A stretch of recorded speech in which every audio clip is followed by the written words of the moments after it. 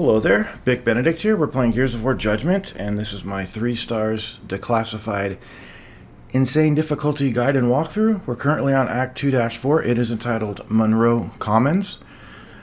So this stage is actually not too bad. It's pretty lengthy, as you can see there, but this mission declassified is for you to deal with Nemesis attacking the beacon. Now, that's not going to happen until I think after this fight, but then periodically after each wave of things that go on, because we'll be going outside as well. This game is so beautiful too. I like how it returned to like this gothic look to it, and it's really dark, bloody feel to it with this fantastic music. This campaign is really fantastic. But the stars, achieving them, not too bad. I did earlier say that the stars kind of go with the territory. If you clear a stage and you do well, and you're mindful of what you're supposed to be doing, and you know what makes the game tick, things like that, getting the stars is generally, when I say generally, goes with the territory, and you'll normally get them. That is true, I would say, but there is a few exceptions. There always are. Case in point would be the next mission, which is just using the snub only. It says pistols only, but you can only use the snub. There is a turret that you can use too, but I don't want to talk about that too much because this does warrant some discussion. This part over here, because there's grubs attacking from just random directions over here, and then once you push forward over here, you're going to be ambushed again, and then there will be the Nemesis. I've only got killed once to a Nemesis. The flying enemies just instantly killed, and it was frustrating, of course. But other than that, they're pretty what's the word? They're not a threat. It's just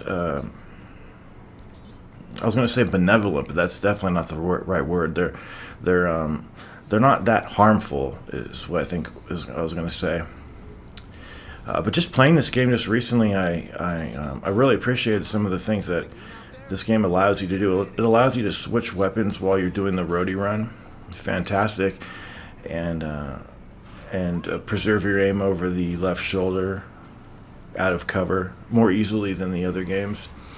And the frame rate is just fantastic.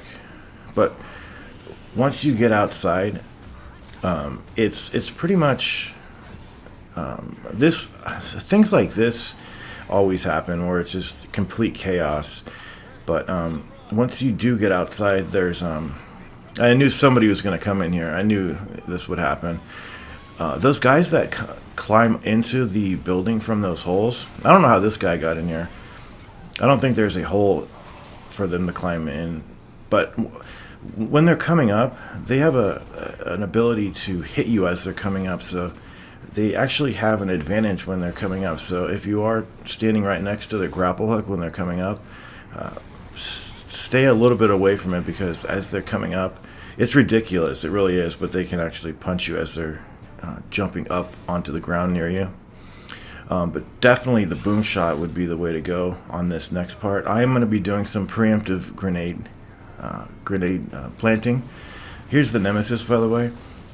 These are going to attack the bot after each wave, as I mentioned, and there really is no reason to worry about them too much. I mean, amidst everything else that could kill you, this thing, it just can arbitrarily mess with you sometimes. But as for preserving the bot, it usually doesn't come down to it getting destroyed. And particularly, I will show you the sites of some of these holes.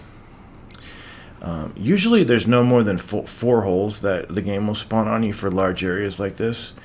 But on this, first grab this, and then plant it, wherever you want to, really. But I'll show you the sites of some of these grub holes that spawn.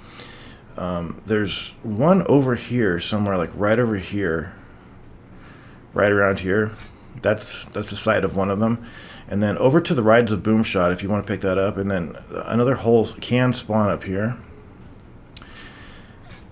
And I'm just trying to guess where these are going to spawn. There is no way to know where they're going to spawn, except if you're looking in the direction of where one might spawn, then it's not going to spawn. You can always count on that. There's one that spawns right here by that gear, and then there's one that spawns right over here by this door that got blown open. So that's 4 that I've laid down.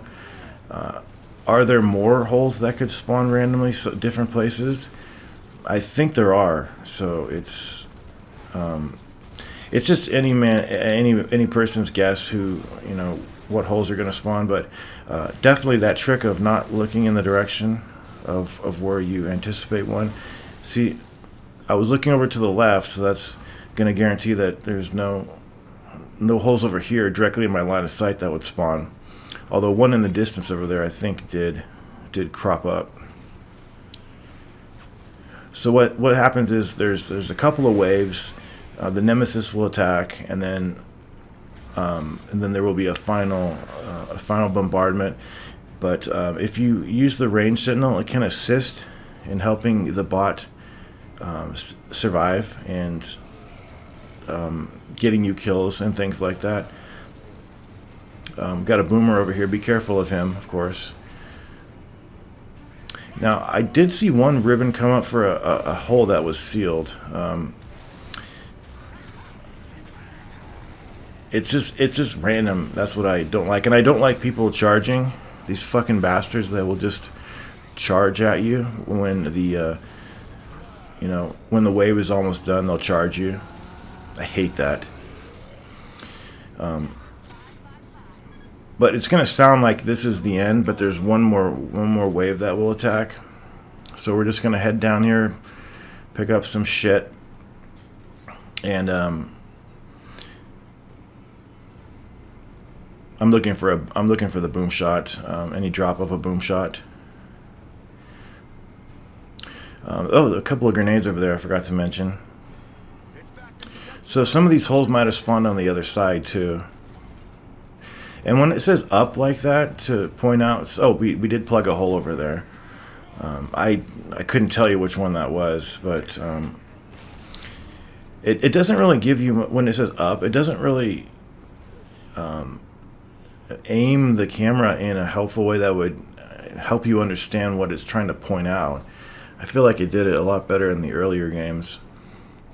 But this is the final wave, and a lot of bad things can happen over here because enemies can just come around corners. You've got tickers, and if you've got tickers, you've probably got Cantuses, or Cantus at least.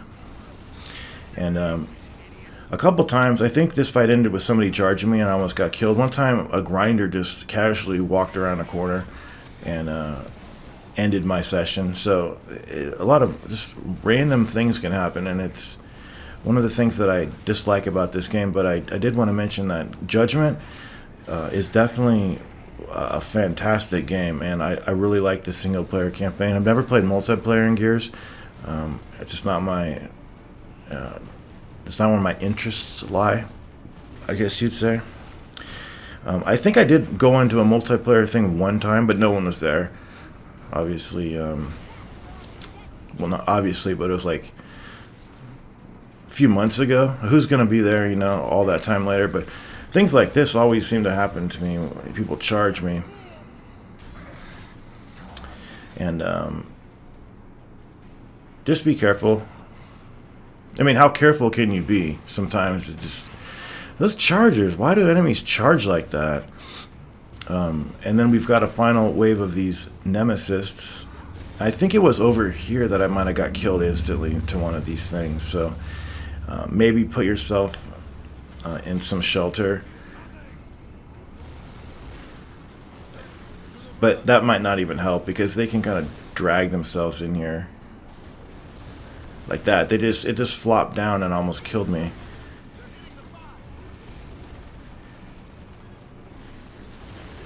That's it. The bot's at 55.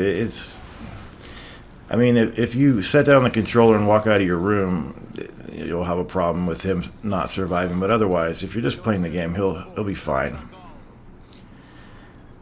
And that's it for the Monroe Commons. Don't worry about what you carry into the next stage, because they're going to take your weapons away and give you the snub for the Declassified. And that is it. There's the sheets, the score sheets, and I will see you in the next video. Please take care.